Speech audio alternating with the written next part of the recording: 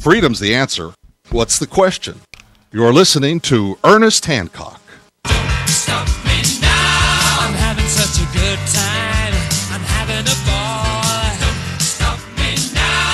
If you want to have a good time, just give me a call. Yeah, we're back here on Declare Your Independence with me, Ernest Hancock, and my special guest, Adrienne Pine. She's an assistant professor of anthropology at American University out of Washington, D.C., in the belly of the beast, in the large intestine, I am sure. What we want to do is I want to make sure that she can tell us about actual real resistance movements that are going on just south of our border. You didn't think all these people just came up here because of a job. That's probably like 90% of it. But, I mean, why did they need to come here for a job? Because, man, we got wars going on. Their economy is in shambles. And, NAFTA had a lot to do with that. We're going to subsidize all of our farm products so we can go and put them out of business. How did you think that was going to work out? Duh. Well, who's been screaming about this? From the beginning, it was always the libertarian free market people. We knew exactly what was going to happen and exactly why.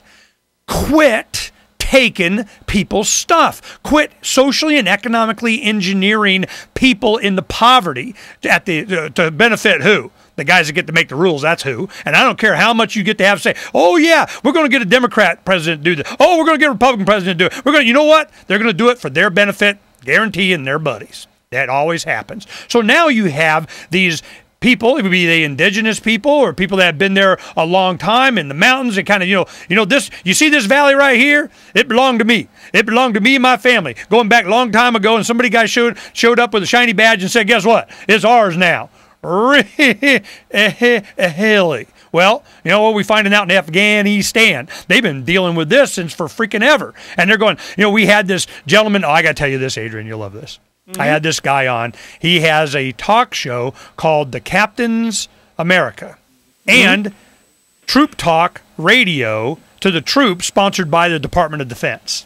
He has a son, third tour Marine in Afghanistan. Guess where? And he lives by CENTCOM. He's in there watching them bomb people. The drone's proud of it. Oh, man, we need to give him what for, all right? His idea was if those Afghanistan people would just sit down and take our medicine, they'd get some good roads and an education and Western clothes, good genes. I mean, this is, it's like Avatar all over again. What are they going to get from us? Blue jeans and light beer? I mean, they don't care. And these guys are just, this is their mindset.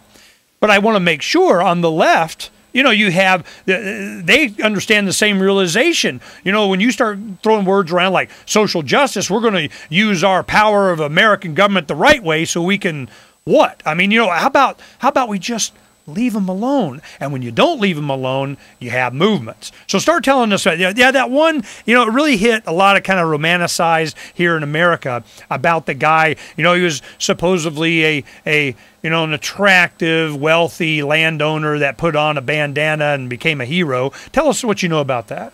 You're talking about the Zapatista movement in Mexico. I think so. I think that rings a bell. Yeah.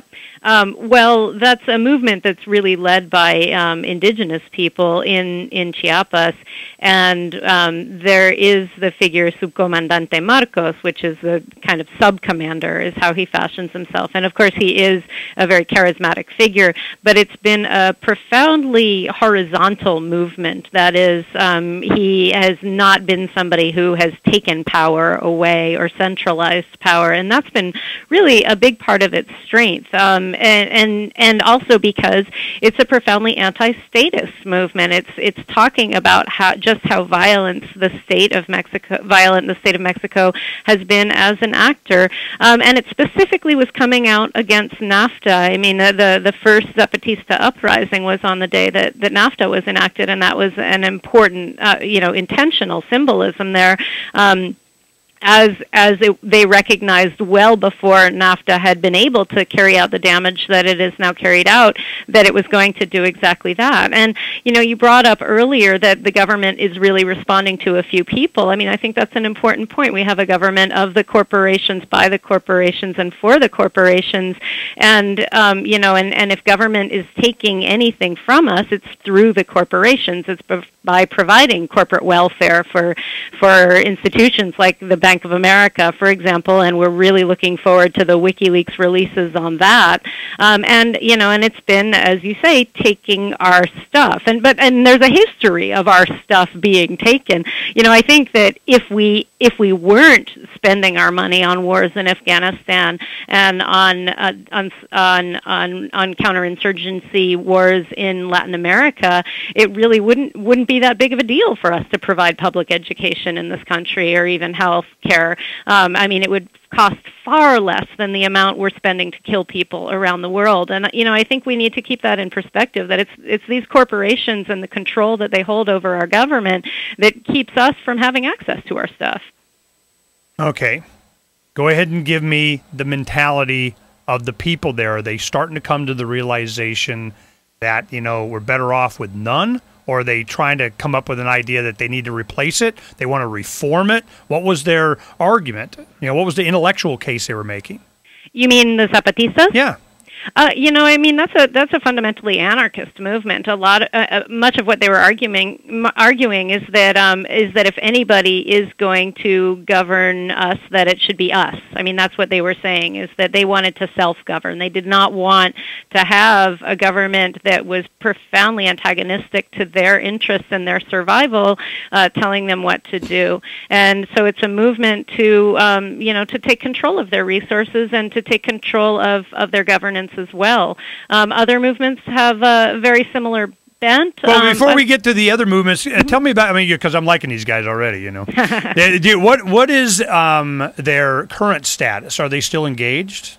Absolutely. There are large areas in Mexico that are to a large degree autonomous. They create their own schools. It's an ongoing project, and it's of course an ongoing struggle because the Mexican state does not want to cede these regions.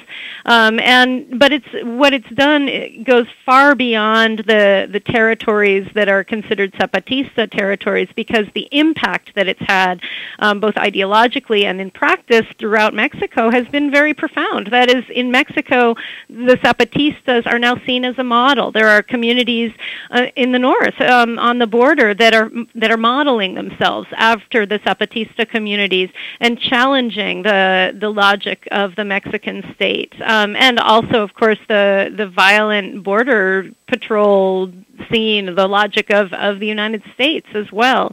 I think that the fact that that's a model, and the fact that people are now questioning the power that the state holds over them and the ideology that it's a democracy when it's not acting at all like a democracy, is something that the Zapatistas, we really have them to thank for, and they've had an influence all over the world.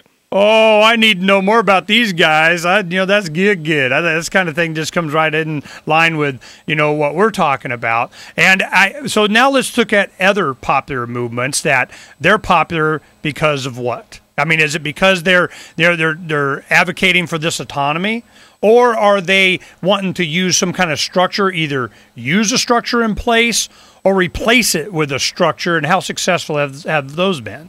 Well, there's a huge variety of movements throughout Latin America, and in large part they respond to the kind of states that exist. So, in Hugo Chávez's state, there are a lot of social movements that actually really like the state but are challenging it nonetheless. In Evo Morales' Bolivia, there are large social movements that want Evo Morales to go much further than what he's gone, but that have a more complex relationship to him. In other countries, social movements are very, very strongly opposed to their government and are not just working to reform it, but really working to imagine a new kind of nation. That's the case in Honduras, where the resistance movement to the Honduran coup that was born on June 28th, 2009, has been engaged in a process of actively and argumentatively trying to imagine a new nation. A new nation. Oh, we imagined new nation before here. How'd that work out? Well, it took quite a while. It kept getting worse and worse and worse and worse and worse until it got to where, the Declaration of Independence thing kind of came out, and they said, you know what? When it gets that bad, you alter or abolish. Well, it sounds like we're not first. There's other people going to show us how it's done.